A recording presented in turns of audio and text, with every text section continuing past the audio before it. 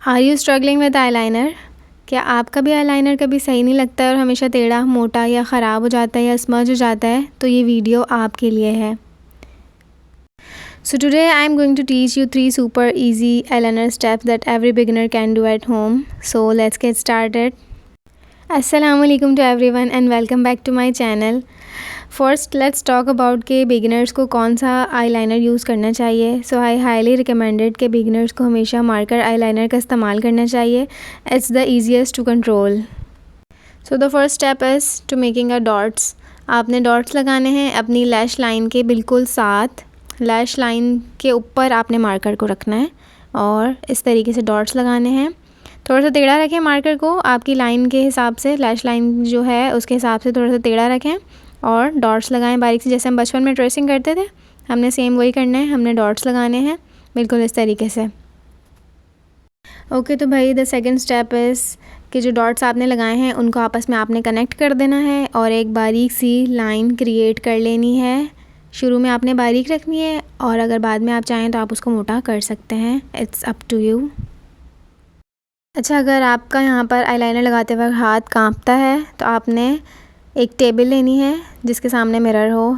Table के ऊपर आपने अपना एल्बो को रखना है या फिर ड्रेसिंग टेबल के ऊपर आपने अपनी एल्बो रख के, जहाँ पे भी आपने बैठ के लगाने हैं, खड़े होके लगाने हैं, लेकिन आपने कहीं पर अपनी एल्बो को रखना है ताकि आपका हाथ ना कांपे। अगर आपकी एल्बो किसी चीज़ पे नहीं रखी हुई होगी तो आपका खुद ब खुद हाथ कांपना शुरू हो जाएगा और लाइनर जो है वो टेढ़ा हो जाएगा या ख़राब हो जाएगा। तो हमेशा अपनी एल्बो को टेबल पर रखें, ड्रेसिंग टेबल पर रखें ताकि आपका हाथ ना कांपे। आईलाइनर को कभी भी इनर कॉर्नर से स्टार्ट ना करें, हमेशा इनर कॉर्नर से थोड़ा आगे से स्टार्ट करें। इनर कॉर्नर को हमेशा लास्ट में करें, बारीक बारीक लगाएं, उसके बाद आखिर में इनर कॉर्नर बनाएं। अच्छा, अगर आपको अपना परफेक्ट विंग पता करना है तो आपने कोई भी रूलर लेना है या कोई भी स्ट्रेट चीज़ लेनी है और अपनी नोज़ पे रखना है एक पार्ट और सेकंड पार्ट अपनी आईब्रो पर रखना है, तो आपको आपका विंग पता चल जाएगा आसानी के साथ। अब मेरा विंग जो है वो मेरी आईब्रो तक देख सकते हैं आप, मैंने किस तरीके से एक कॉम्ब रख के मैंने बनाया है कि नोज़ से लेकर आईब्रो तक। तो ये जो बनेगा ये मेरा विंग बनेगा, ये स्ट्रेट लाइन एक ही फ्लो में आपने बनानी है, वन गो में बनाना है। छोटे छोटे शॉट्स लेने हैं बिल्कुल इस तरीके से। लाइन ड्रॉ की है उसको मैं ज्वाइन कर दूँगी आईलाइनर वाली लाइन के साथ बिल्कुल इस तरीके से।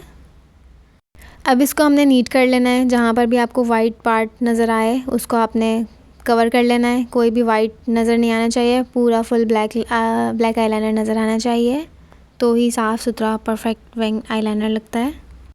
सो यू कैन सी कि इतना मुश्किल नहीं है, ये बहुत आसान था, लेकिन बिगनर्स जो हैं वो इसकी प्रैक्टिस करते रहें तो वो इस चीज़ में परफेक्ट हो जाएंगे। परफेक्ट आईलाइनर वो लगा सकते हैं, परफेक्ट विंग बना सकते हैं। ओके तो अब बात कर लेते हैं कुछ मिस्टेक्स की।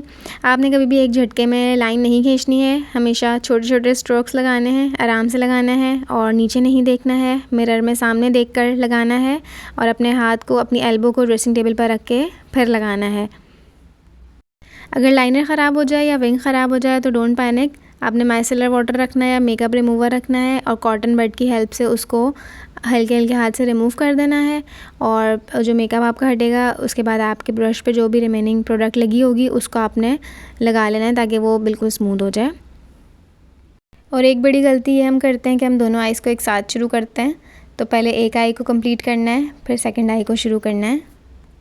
If this video helped you, so please like, subscribe and share it with your friends and comment below कि next video किस टॉपिक पर होनी चाहिए। अल्लाह हाफिज़।